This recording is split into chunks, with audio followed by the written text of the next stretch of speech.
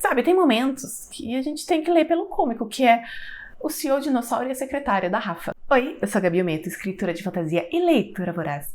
E hoje eu vou contar pra vocês as minhas leituras de fevereiro. E esse mês eu li 7 livros, e dessa vez é sem esconder nenhum, foram 7 livros apenas. E de início, gente, eu achei muito pouco. Eu falei, como assim?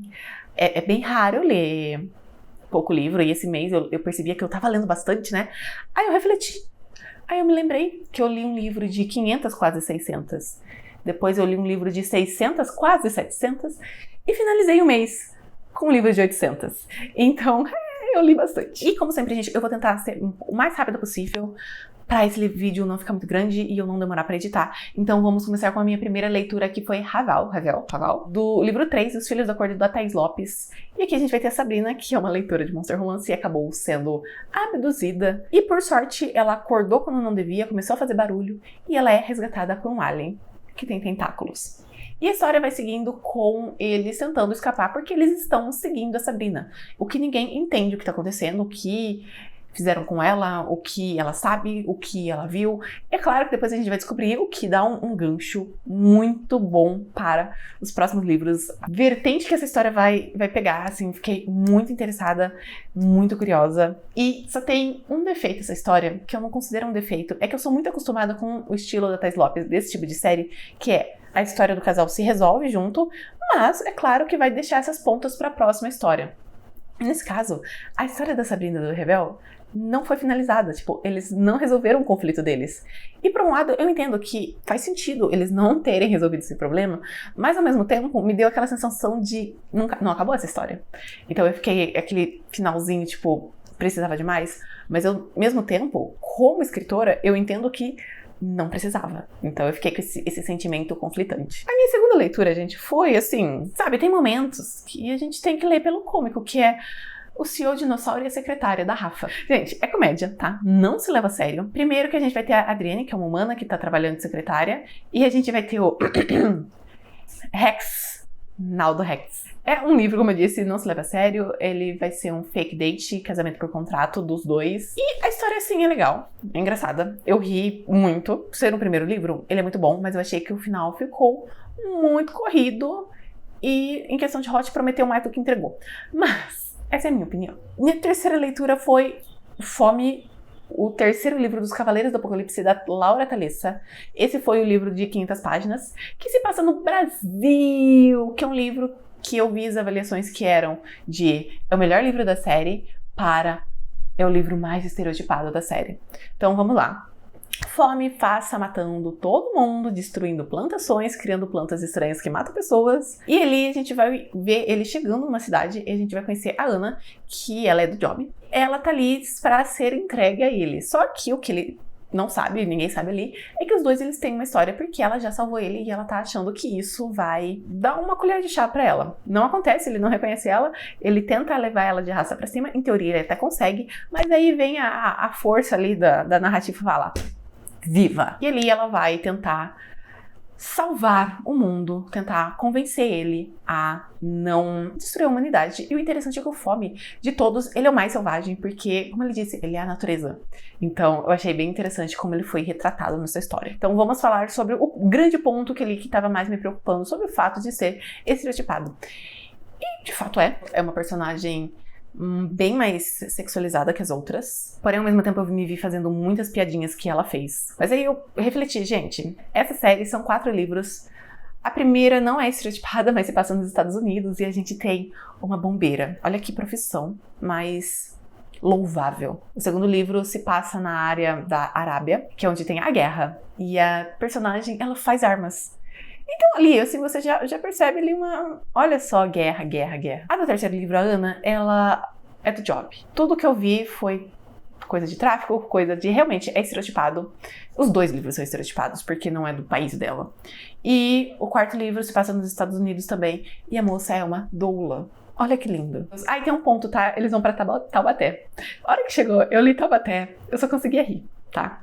Detalhe. Esse é o melhor livro da série? Não. Eu acho que esse é o segundo melhor livro. Eu acho que o primeiro ainda é Pestilência. Assim, a relação deles é deslumbrante, maravilhosa, é incrível. Depois vem Fome. Depois vem Guerra. E depois vem a minha próxima leitura, que é a Morte, que é o 4º e último livro.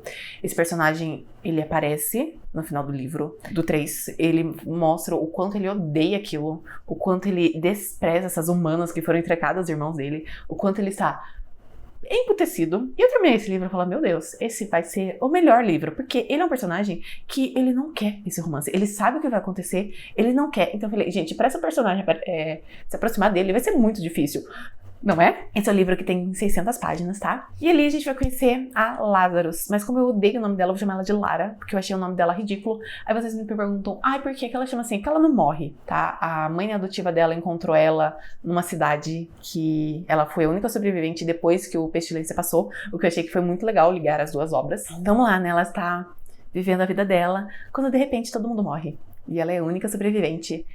Ela tenta entender o que aconteceu, então de repente ela vê um homem gigantesco com asas. Ele se surpreende, porque geralmente a presença dele é o suficiente para as pessoas irem de arrasta. E ela não foi. E aí, ele se apaixona. Meteram um insta-love no personagem que deveria ser o mais difícil. O Guerra, eu entendo. Porque o Guerra, primeiro, ele não tem um insta-love. Ele tem uma grande paixão pela ideia de ter alguém, mas ele não necessariamente se apaixonou instantaneamente. Agora, o Morte, que na verdade o nome dele é Thanatos, o único que tem nome, gente, ele não consegue parar de pensar nela. Ele respira por ela. Esperando tanto. Eu tava esperando o maior English Lovers que eu já li. Esse posto continua com Pestilência. E me deram um Insta-Love. Mas tá tudo bem, tá tudo bem. Não é o pior. A Lazarus fica emputecida e ela fala que ela vai parar o cavaleiro e ela começa a seguir ele. E vai ficar em 50% desse livro de cão e gato. Eles se encontrando, eles se arrastando pra cima, eles voltando. E fica assim, em 50% da história. E por um lado falar, tá tudo bem, né? Não, tem quase 700 palavras. Então, em 300 palavras eles ficam nesse vai e vem de, vou perseguir ele, eu vou parar ele. E tem um momento que eu fico que é o mais raiva possível, assim, vocês não têm noção. Que é o momento em que ela consegue. Cara, ela derruba o Guerra. O Guerra não, o Morte. Mas, um detalhe é que eles se regeneram. Então, ele tá todo cravejado de flecha. E essas flechas começam a sair dele. O que uma pessoa normal faria para impedir? Coloca as flechas de volta e fica nesse processo. Não, ela falou, eu devia fazer isso, mas eu me sinto culpada, porque ele não tem como se defender. Então eu vou esperar ele acordar para fazer isso. Assim, eu fiquei emputecida. Emputecida o livro todo. A única parte boa é que os outros 3 cavaleiros aparecem. E eu tava com saudade do Pestilência e do Guerra. Eu gostei do final. Não, mas ao mesmo tempo me deu aquela tipo, putz, eu esperei tanto tempo pra terminar essa série. E terminou assim. Não merece nem um vídeo de avaliando a série. Porque, gente, foi decepcionante. Fiquei triste, fiquei sad. Magoei. A minha 5ª leitura foi algo assim, ó. A gente foi de Apocalipse pra Monster Romance, que é Casei com um Homem Gato, da Regina Bell. Eu não lembro mais qual é o livro. Eu acho que ele é o 12? O 13? Eu não sei, porque lançou mais um ainda. Então vamos lá, gente. Um Homem-Gato, tá? Esse tipo de alien já apareceu várias vezes na história, sempre tido como o vilão, então eu tava um pouco receosa para ler esse livro em questão de personalidade, mas o Galek é uma coisinha fofa, ele acabou de sair da prisão, ele não é mau, ele só vai mostrar um pouco a realidade desse mundo. Eu achei muito legal que, por mais que ele seja um mundo tecnológico, a parte dele é primitiva, que é onde está o Galek. E ele acabou se correspondendo com o Kyogre, porque lá no livro do Minotauro teve uma brecha da lei que se você casasse a pena diminuía, então ele tentou conseguir isso, mas não deu certo. Mas ali o quê? Gente, Kyogre já, vocês sabem como ele é, né? Até que chegou um momento em que uma humana chegou e falou, oi, eu quero me casar, mas se você, assim, colocar eu com uns sucumbos, eu vou ficar muito feliz. Não rolou. Ela queria casar com o protagonista do próximo livro, mas ela acabou ficando com o gato. E, vamos lá, gente, ali a história, ela é legal. Ela é interessante. O personagem, ele é fofo. Porém, eu descobri uma coisa, gente, que aí eu atingi meu limite. Porque eu não consegui ter a suspensão de descrença. Tem um momento que ela beijou a barriga dele. Aí eu só consegui me imaginar, quando eu chego perto da barriga da minha gata, primeiro que ela não gosta, segundo que se aproxima da gata, de repente está pelo. Então eu só consegui imaginar isso. E catnip. O que acontece? Se você der catnip para esses alienígenas. Acontece. Assim, de uma forma, acontece. É um livro ruim? Não, ele é muito bom. É um livro que eu gostei de ler? Se fosse com outro alien, sim. Esse, eu descobri ele que atingiu um limite. A minha sexta leitura foi Escolhendo Theo, a série Os Clecanianos, livro 1, da Victoria Aveline. Aí que a gente vai conhecer a Jade, que ela foi abduzida por uns homens lagarto, ela conseguiu escapar e ela acabou parando em um mundo onde os aliens não devem ser considerados como aliens, porque eles são extremamente parecidos com os humanos.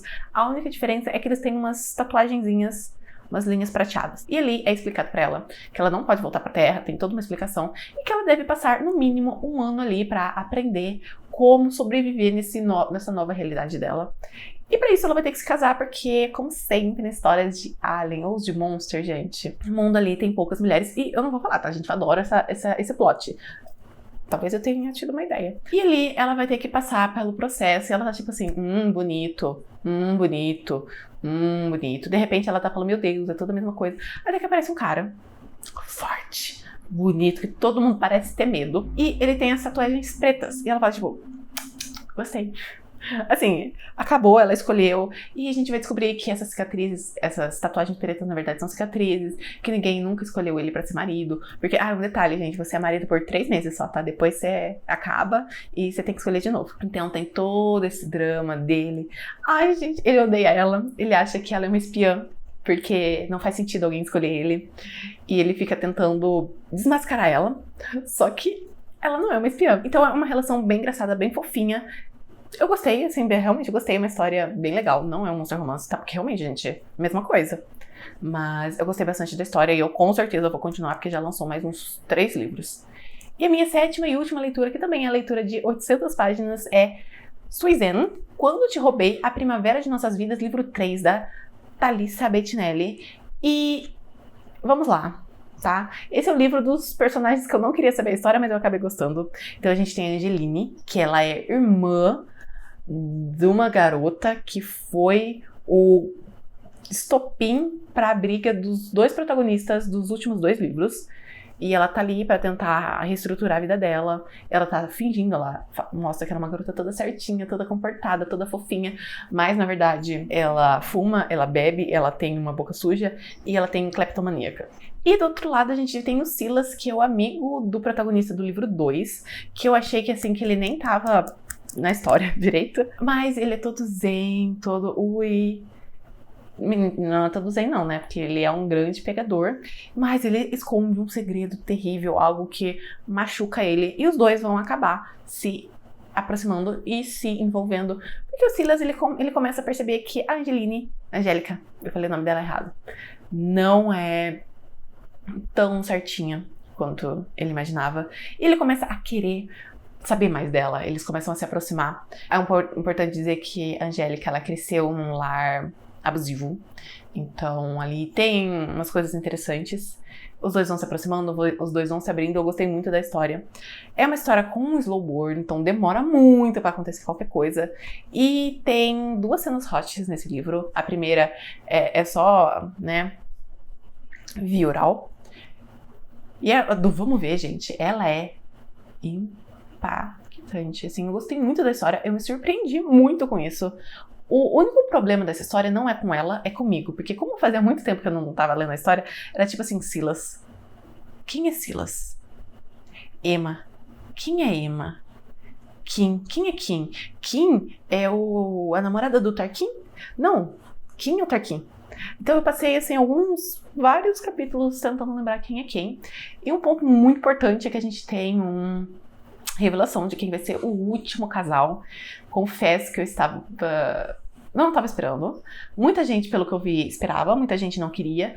Eu não tenho uma opinião formada. Eu acho que eu gostei. Encaixa. Tô curiosa pra saber como que vai ser. E vai demorar, gente. Porque, pelo que eu vejo, cada livro que a Thalissa lança dessa série é um maior que o outro. Então, provavelmente, o próximo vai ser...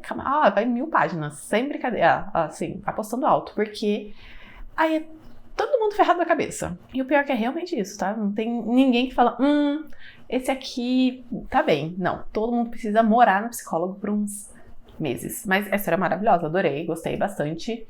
E essas foram as minhas 7 leituras. Se você se interessou por qualquer uma delas, o link vai estar aqui na descrição, tanto pela compra do e-book quanto disponível pelo Kindle Unlimited. Mas se você for comprar o e-book, compre usando o meu link, que ajuda bastante o canal. Se você gostou do vídeo, deixa o gostei, que me ajuda bastante. Se você já conhecia algum desses livros, comenta aqui embaixo que eu vou adorar saber a sua opinião. Se inscreve se você não for inscrito no meu canal, porque, ó, mais vídeos maravilhosos estão vindo. Tem alguns que já estão gravados, que eu só tenho que tomar vergonha na cara pra editar, mas vai chegar um momento. E vai me seguir nas minhas redes sociais, que estou sempre lá contando o que eu tô lendo, o que eu tô escrevendo, um pouquinho da minha gata, um pouquinho da minha vida. Até o próximo vídeo. Tchau!